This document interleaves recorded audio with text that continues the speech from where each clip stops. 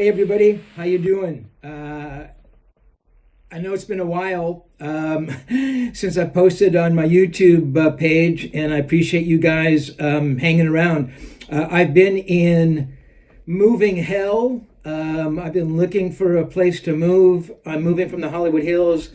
Finally bought a condo down in Orange County, a really beautiful little place. So I'm getting back to the YouTube thing, and you'll start seeing a lot more from me. So what you're going to listen to here is an interview I did with Joey Jordison back in 2010. Very cool guy, very nice guy. I think a little misunderstood. I don't think people quite understood him.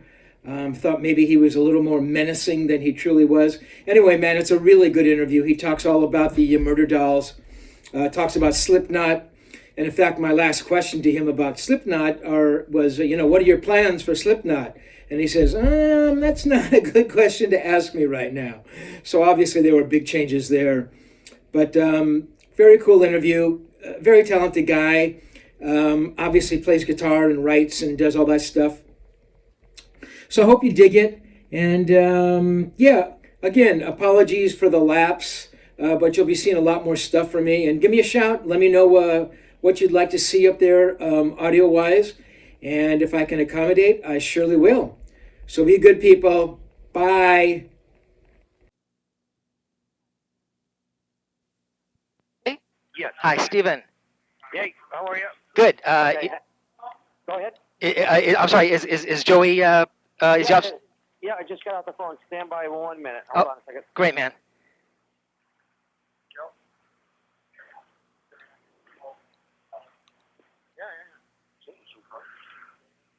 Hey, Steve.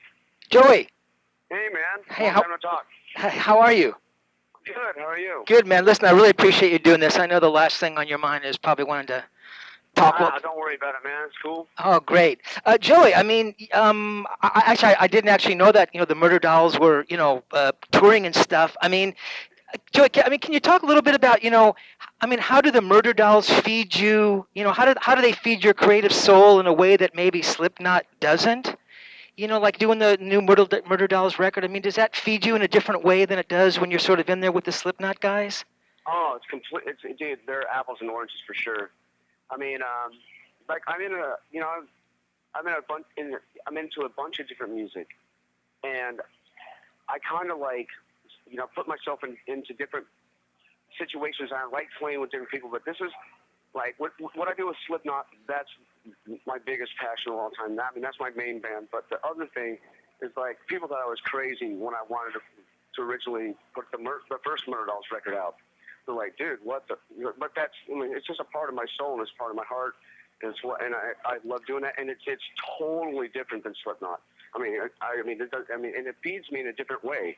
It's like, it's really hard to explain. Yeah, I understand. Because I played guitar since I've been 5 years old, and when I was playing guitar, kind of like the songs I started writing when I was young, even though I sucked as a guitar player when you're 5 years old, was like, eventually to become like more fun, horrific, style like the Murder Dolls' first record, but it's not campy like that anymore. Like with the new record, people I think are going to be pretty surprised. So it definitely feeds a part of my, creative outlet that I like to get out. And if I don't get it out, it's weird because me and Wens have been talking for a long time. And I've been like, oh man, just our schedule didn't match up, and he went and did his solo stuff and stuff like that. But it's the record that we made is just absolutely amazing. Yeah, man, I've heard it. It's brutal. It's I love it. I mean, I honestly didn't know there was sort of that more. I mean, might I say? There's a little bit more of a melodic thing to you than we might hear, sort of like in the Slipknot thing. Oh yeah, by far. What are those influences? I mean, I hear like some like crazy Cheap Trick stuff. I mean, were you into that kind of stuff at all? It's weird, when me and Wednesday wrote this record, we did it all ourselves, like we did the first one. It's like which is kind of strange in and of itself. Yeah, we just do it. We just do it ourselves, and then we really. This time, there's nothing wrong with the guys that I had before. but we were kind of like, oh man, it's just a party all the fucking time, and like, who cares, punk rock, all this shit, and that was cool. It was great. But no, now it's we're not totally serious. We're fun. But I mean, like the fucking band, like they can fucking play, and like I didn't like having to play solos. So like I got a guitar player where I can it sounds so much tighter, so I don't have to take the weight off that. So like I'm a fucking fantastic rhythm player. I mean, I'm tight. I'm just like I play drums. Interesting. Like when I play guitar and I write music, I never really bothered to play solos. I can get my way around them, but like they bore me. I hate playing solos. Like there's a lot of like solo players that can't play rhythm for shit. Definitely. I've been around them my whole life, So like my new guitar player, he's I've known him since I was in ministry when I was playing drums, and he's just great. So like, I still do a few, and I still rip them, and but I just like if there's someone that can like, I would still do them, but like he works like 6 pedals at once during the song. I'm like, all right, like, this rules. I'm like I don't have to do anything but like just completely, be an awesome rhythm guitar player, and that's what I like, and I'm a songwriter. But you did play the solos on the record. Yeah. Yeah, except for those two, except for the two Mick Mars solos. I mean, it's interesting that you talk about your rhythm playing like you're as tight as you are as a drummer. I mean, you actually started as a guitar player and then switched to drums, so certainly one feeds the other. I mean, your approach to rhythm is so kind of, this stuff grooves and it flows and it doesn't. It's not static. It has a feel to it. I mean, let me ask you this, Joey. So you're going in there as so you're. I'm assuming you're laying a drum track down first on the Murder Dolls record, yeah. So then you're coming back in, and so you're thinking to yourself, okay, I'm the drummer in this band, but then there's going to be this bass player guy coming in, then there's going to be this guitar player guy. I mean, are you thinking at all what this other this other portion of you is going to play as a bass player, as a guitar player, or is it just let me nail the drums and then let the bass player kind of play the drums? I mean, what goes on in your head when you're laying down this drum track that you're going to have to put? Me and this is really weird because I had to go into Zombie rehearsal at the same time I was making the record. Wow. So I just joined Rob Zombie. I mean, it's like the day that I started the record, so I was doing 2 things at once. And me and Wednesday had been working on stuff for like 6 years. And some of the songs actually are about 8 years old, but they were never, ever finished. Mm-hmm. And like we haven't been together, before I came down to make the record, we haven't been together, but I knew how to finish them. But, because like Wednesday wrote a lot of stuff on this record. He did great. He did, but I kind of like, I just took it and I kind of like changed it and melded it together, and then I just pushed it forward and like I made a song out of it. But man, I have to hand it to Wednesday on this. He really stepped up. But these are songs me and him have had for a long time. Like, all the heavier stuff, they're mine, obviously. But seriously, some like Sometimes Suicide, Nowhere, like songs like that. I mean, like they're still dark, and like whatever. I mean, Nothing's Gonna Be All Right. It's a lot darker of a record. It's a lot heavier and all that stuff. But he did really good. But when we got together, it's like what I do is I'll sit down and I know what I'm going to do. And I'm just like, look at me. And we have a weird chemistry. Mm-hmm. It's like he's my other musical soulmate besides the passing of my best friend, Paul. He's the only other one that we can look at each other and we know exactly where we're going. So, but you are laying for a drum track, right? You're putting the drum track down. He'll play with me. I'll just have him barely in my ears. I know the song. So I did this with All Hope Is Gone, the last Slipknot record. I'm like, okay, the band's not completely rehearsed, not completely tight, so I get distracted if no one's completely tight. So I just do it myself. I've never really done that besides the last All Hope Is Gone, the Slipknot drum tracks. So I just did that with this. And I'll lay the drum track down first, and then I'll lay the first, I'll get to my tone, I'll get the first guitar track, and then Wednesday played a lot of guitar. He played the other rhythm guitar track on this. Oh, really? Too. Yeah. And then we both just traded off bass. So, and then we just did leads, and we just really worked on vocals a lot, The production's great, Zeus. It really is. I mean, talk to me a little bit how Zeus is, maybe takes a different approach than Mike Portman did. I mean, how is he different? Zeus? Well, here's why I picked Zeus. A lot of, label and everyone. I mean, they're doing the job, and it's awesome. They all have their ideas and stuff like this. But I've known Zeus for a while, and my tour manager Sully, he's worked with Slipknot forever, and he's done a bunch of them. Well, him and Zeus work together. Zeus says he's just awesome because you know why I picked him. It's not only is he a friend, that's not it. It's the fact that the dude knows what the fuck he's doing. Mm-hmm. He is amazing, and like he gets tones. I don't really have to worry about it. He's a shredding guitar player, so like when I was gone at like zombie rehearsals, like he'll sit there and he'll make sure like everything matches up. I don't even have to worry about it, So I'll come in, I'll just I got to do my parts, and he's just an awesome engineer. The best thing I can say about him is the fact that he loves what he does. Mm-hmm. He's not like, I'm just getting, a guy that, kind of knows what he does, but everyone else does his work. That guy loves what he does, and he's fucking amazing. That's interesting. I mean, Joey, I mean, I can get some other guy that, they kind of know what they're doing. The record will sound great, but, like, they're just kind of like, okay, I'm just getting paid for another gig. No, he's like, it's just the funnest record he's ever made in his life. Because, like, it takes him out of, like, the element that he's mostly known for, which is usually death metal or like, thrash metal, shit like that. Exactly. Which is great, but he's the best at that. I'm like, in the label site, I'm like freaking out. They're like, I don't know, I'm like, trust me, this guy is gonna fucking nail it. And we have so much fun together. I mean, watching Jim Root and Mick Thompson play, I mean, does anything of what they do kind of rub off on you, Joey? I mean, or are you sort of like a guitar player unto your own? I mean, watching them do their stuff and lay the tracks down. I mean, did you soak up any of that stuff? What their leads? Yeah, leads and just their approach to guitars and tones and things. Dude, I could never touch one of those. I mean, as far as rhythm, yeah, that doesn't matter. But if you're talking about leads and stuff like that, those dudes are on another planet. I have two of the best guitar players in the fucking world in that band. And they're unreal. And the funny thing is, like, no one really knew on the first record. Now, people look back on the first Slipknot record and they're like, man, you guys you weren't new metal. I'm like, fuck no, we weren't. We just got lumped into it because the band got big during that time. And those guys can do as far as like shredding, if you want to call it that, whatever you want to call it, lead playing, all that shit. I'll sit there and I'm just like, I laugh because they're so good.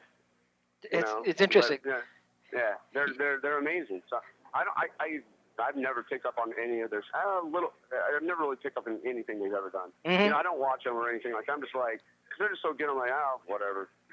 I got you, man. I'm like, I got to worry about playing like 30-second notes on my drum, the bass drums and fucking doing blast beats and shit. I got you.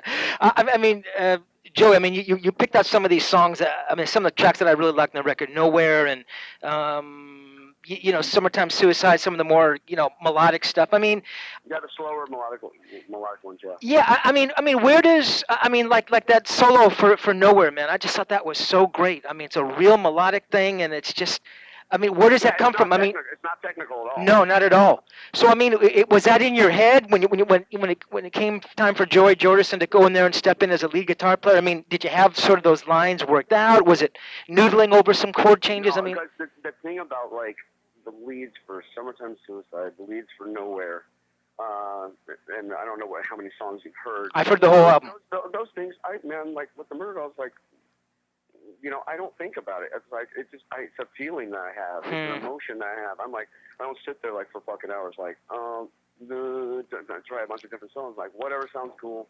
I already know it in my head what it is.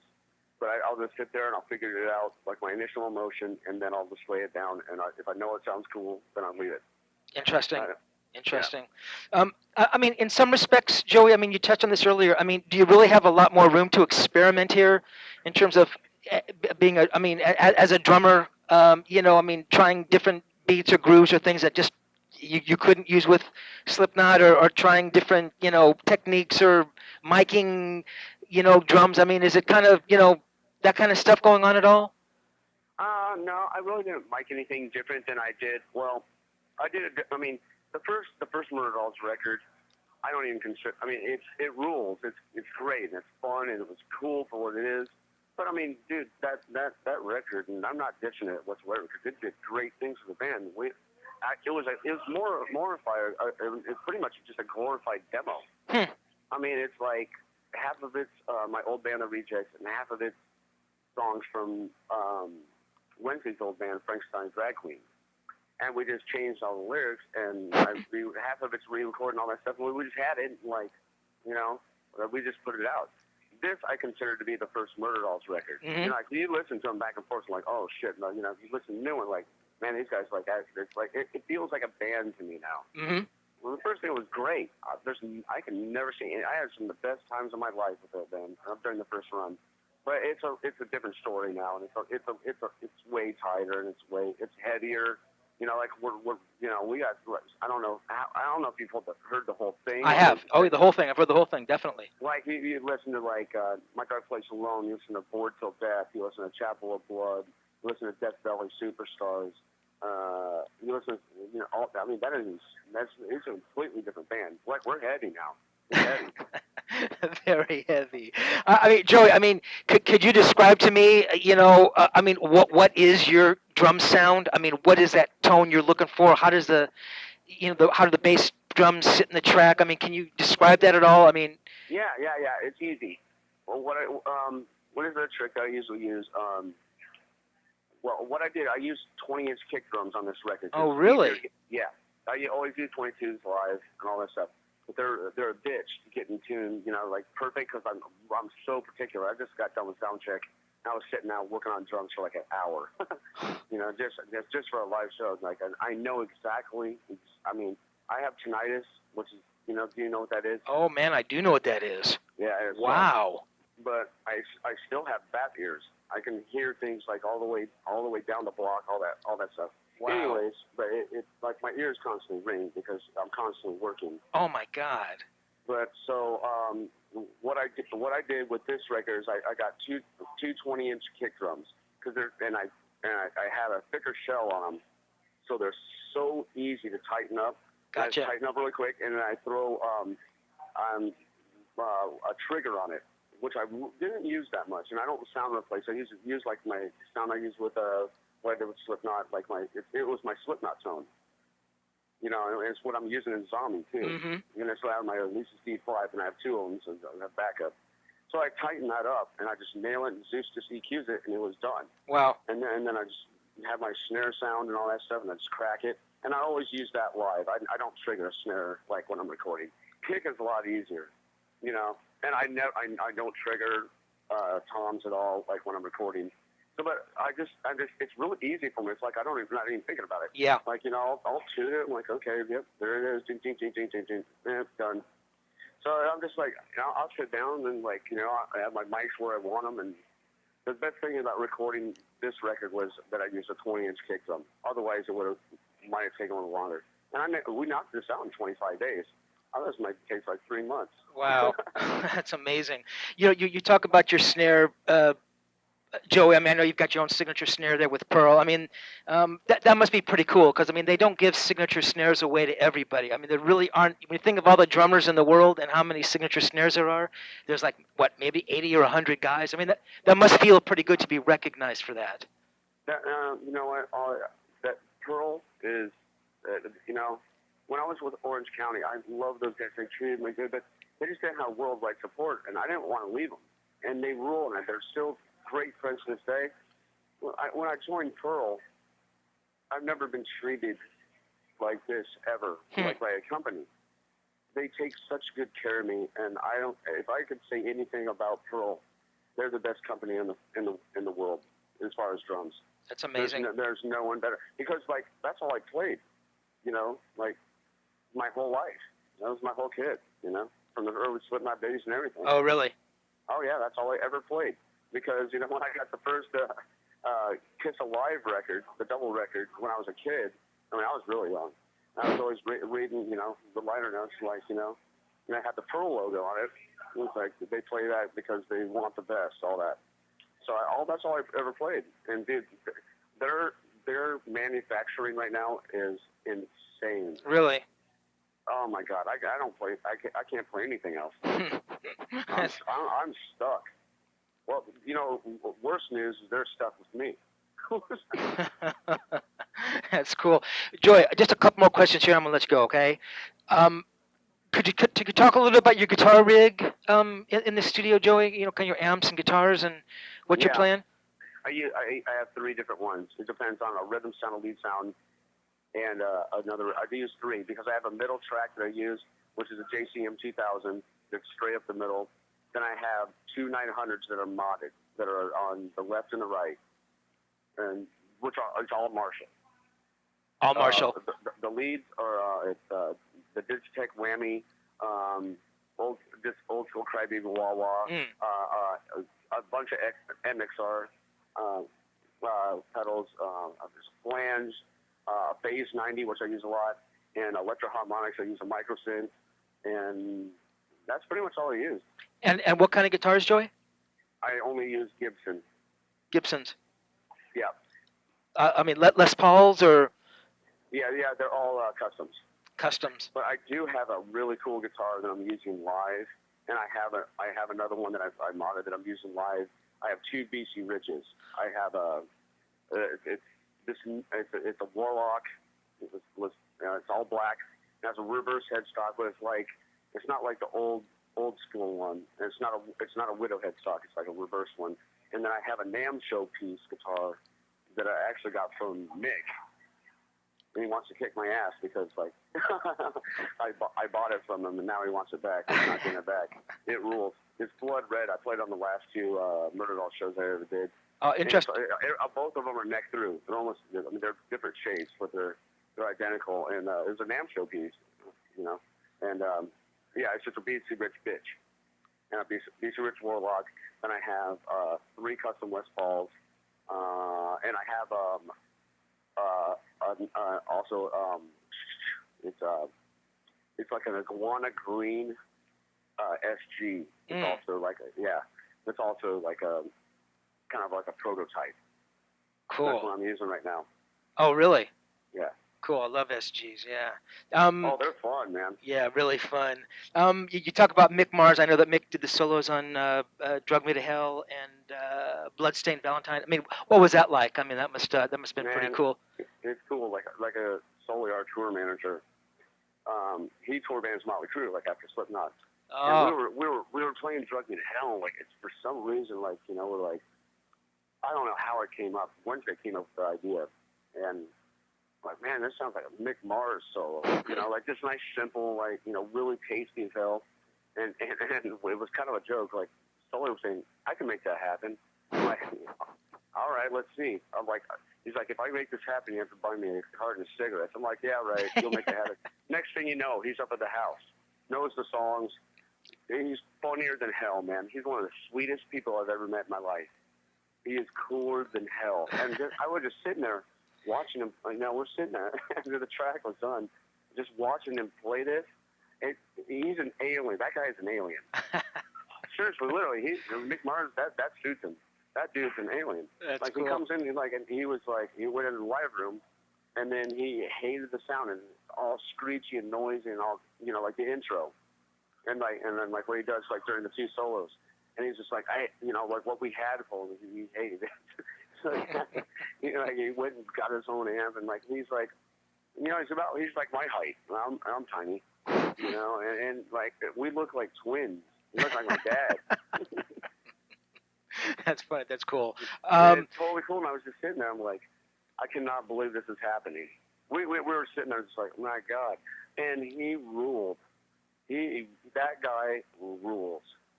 That's cool, man. Very cool. So this is the first Murder Doll show, according to Sully, in 6 years? Yep, for tonight, yeah. Wow. That's got to feel pretty cool, right? I mean, that must be. We just went through sound checks, so. Yeah? You'll do stuff off the new record and everything? We're doing Drug Me to Hell. We're doing Chapel of Blood. We're doing My Dark Place Alone. We're doing Death Valley Superstars. We might do Nowhere, depending on my mood. I don't know. But we're going to do that at the Key Club. I don't want to give too much away. Oh, right. Oh, yeah. Oh, I'd love to come see that, actually. Oh, that's cool. Key Club, yeah. Yeah, cool. And so, and what are the plans for Slipknot? That's not a good question to ask me right now. Okay. I totally understand. And just last thing, I mean, my condolences about Paul, and thank you. I know that you've talked about that, and everything else. So listen, man, you have a great show. I appreciate your time, You're and welcome. this is great. I appreciate it. No problem, man. Thank Thank you for your time. Thank you, Joey. All right. Bye.